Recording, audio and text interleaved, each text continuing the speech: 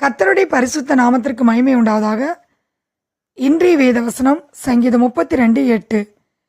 நான் உனக்கு போதித்து நீ நடக்க வேண்டிய வழியை உனக்கு காட்டுவேன், உன்மேல் என் கண்ணை வைத்து உனக்கு ஆலோசனை சொல்லுவேன்.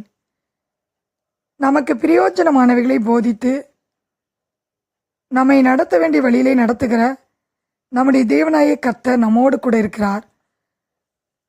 அவர் நமக்கு ஆலோசனை தந்து நம்மை வழி நடத்துவார். அவருடைய ஆலோசனை ஆச்சரியமானது. இஸ்ரவேல் ஜனங்களை எகிப்து தேசத்திலிருந்து மோசே வழிநடத்தி வந்தான். யாத்ரா 33:13 வாசிக்கிறோம். உம்முடைய வழியை எனக்கு அறிவியும் என்று மோசே ஆண்டவரை பார்த்து கேட்கின்றான். அதற்கு அவர், என் சமூகம் உனக்கு முன்பாக செல்லும் என்றார். யாத்ரா 13:21 வாசிக்கிறோம்.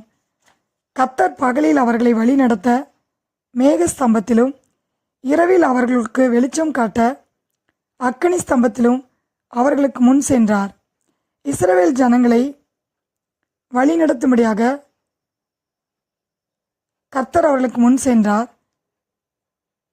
அவர்களை அதிசயமாய் வழி நடத்தினார். அவர்களுக்கு ஒன்றும் குறைபடவில்லை. உபாகமம் 11:12 வாசிக்கிறோம்.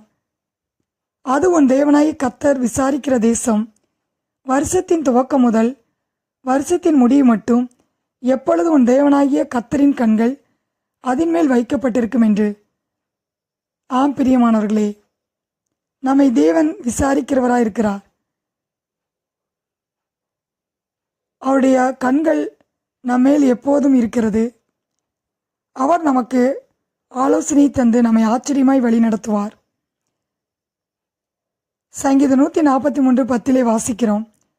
உமக்கு பிரியமானதை செய்ய எனக்கு போதித்தருளும், உம்முடைய நல்ல ஆவி என்னை செம்மையான வழியிலே நடத்துவாராக என்று தாவீது ஜெபிக்கிறதை பார்க்கிறோம். தாவீதுக்கு கர்த்தர் ஆலோசனை தந்து தாவீதை வழி நடத்தினார். 2 சாமுவேல் 15:31 வாசிக்கிறோம். அகித்தோப்பேலின் ஆலோசனையை பைத்தியமாக்கி விடுவீராக என்று தாவீது சொல்லுகிறதை பார்க்கிறோம். ஆம் பிரியமானவர்களே, தாவீதுக்கு தேவனே ஆலோசனையை தந்தார். சங்கீதம் 16:7 வாசிக்கிறோம். எனக்கு ஆலோசனை தந்த கர்த்தரை துதிப்பேன் என்று தாவீது சொல்கிறார். சங்கீதம் 139:17 வாசிக்கிறோம். தேவனே, உமது ஆலோசனைகள் எனக்கு எத்தனை அருமையானவைகள் என்று. சங்கீதம் 73:24 வாசிக்கிறோம். உம்முடைய ஆலோசனையின்படி நீர் என்னை நடத்தி என்று. ஆம் பிரியமானவர்களே, தாவீதை தேவன் அவருடைய ஆலோசனையிலே வழி நடத்தினார். தாவீதின் காரியம் வெற்றியாக இருந்தது. நம்முடைய வாழ்க்கையிலும்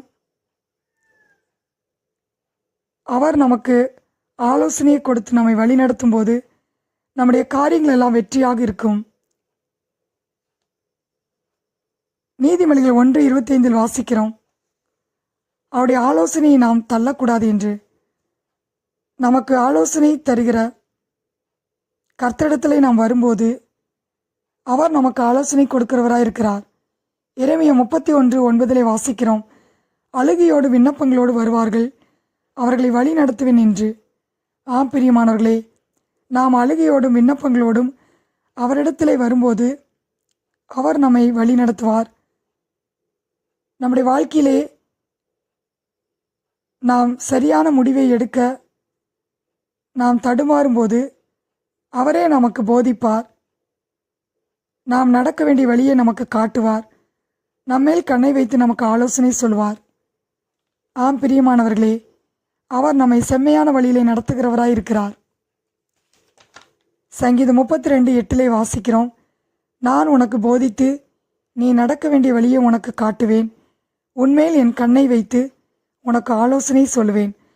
கர்த்தர் தாமே இந்த வார்த்தையை ஆசீர்வதிப்பாராக. ஆமேன்.